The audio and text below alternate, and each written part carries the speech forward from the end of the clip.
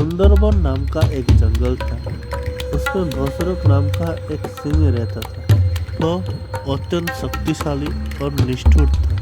वो बिना जंगल में रहने वालों को मार डालता था। ऐसे ही वो जंगल से गुजरने वाले मनुष्य को भी मार के खा जाता था। ये सब देखकर जंगल के सभी जानवर डरने लगे। वो लोग आपस में बातें करने लगे। सभी जानवरों में से लोमड़ी ने बोला, चलो आज सब मिलकर सिंह महाराज के पास जाते हैं। उनसे बातें करके इस समस्या का कुछ ना कुछ हल निकालते हैं। जंगल का सभी जानवर सिंह के पास चल पड़े। सिंह के पास जाके पहुंच गए। सभी जानवर को सिंह ने बोला, आज क्या हुआ? तुम सब मिलकर मेरे पास आए हो? रास्ता भूल गए क्या? ये सुनकर लोमड़ी ने बोला, नहीं नहीं महाराज, बात यह है एक समस्या है, इसलिए आपके पास इसका समाधान लेने के लिए आए हैं। आप हम सबका राजा हैं। आपका खुशी में हम सबका खुशी है। बात यह है कि महाराज, आप खाने के लिए हम सबको मारते हैं, लेकिन आप बिना कारण अगर ऐसे मारते रहेंगे तो एक दिन ऐसा आएगा जंगल में सभी जानवर खत्म हो जाएंगे। आपके खाने के लिए और कोई नहीं बचेगा। इसलिए हम सब मिलकर आपके लिए एक प्रस्ताव लाए थे। अगर आप आज्ञा दें तो ये प्रस्ताव मैं आपके सामने रखूंगा। ये सुनकर सिंह महाराज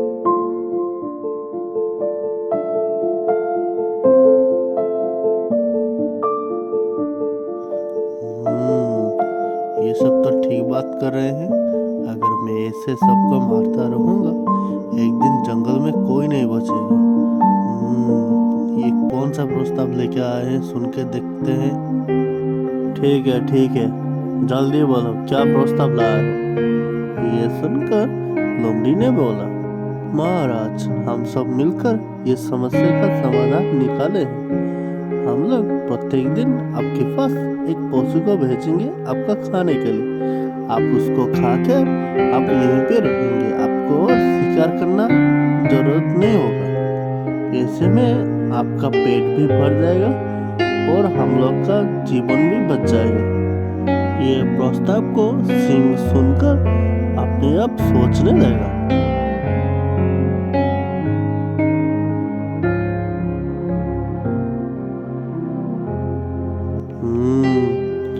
ये लोग तो अच्छा प्रस्ताव लाए हैं। मेरे को शिकार नहीं करना पड़ेगा, बैठे बैठे खाना मिल जाएगा।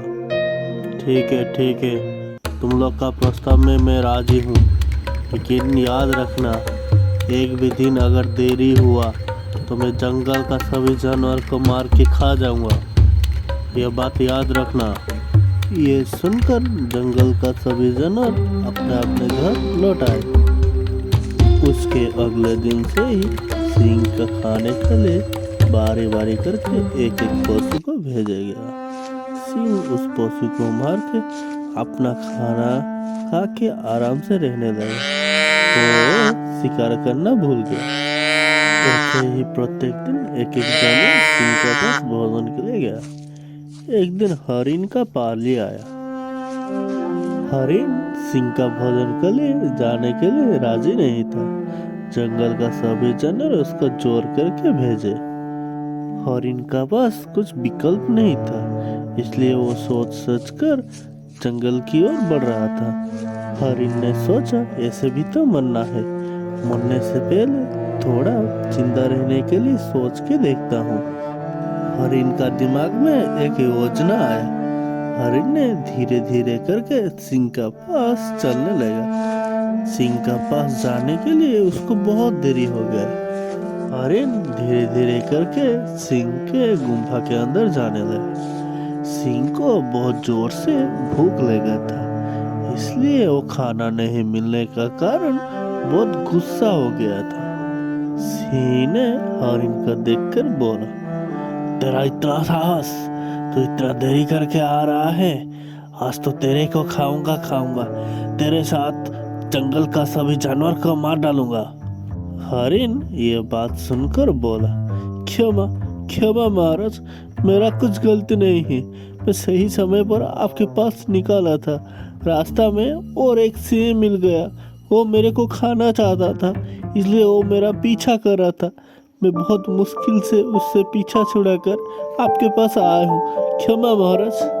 सिंह ये बात सुनकर और ज्यादा गुस्सा हो गया। गुस्से से चिल्लाने लगा, यह तू क्या बोल रहा है? इस जंगल में मैं राजा हूँ। मेरे अलावा यहाँ पे और कोई नहीं रह सकता। तू मुझे उस जगह पर ले चल, मैं अभी उसको मार डालूंगा। ये सुनकर हरिन अपनी योजना के मुताबिक जंगल की ओर चल पड़ा। हरिन धीरे धीरे करके सिंह को अपनी योजना के हिसाब से एक कुआं का पास ले गया। उस कुआं में पूरा भर्ती जल था। हरिन ने बोला, यहीं पे महाराज उसके साथ मेरा भेंट हुआ था। शायद वो आपको देखकर डर के इस कुएं में छुप गया है।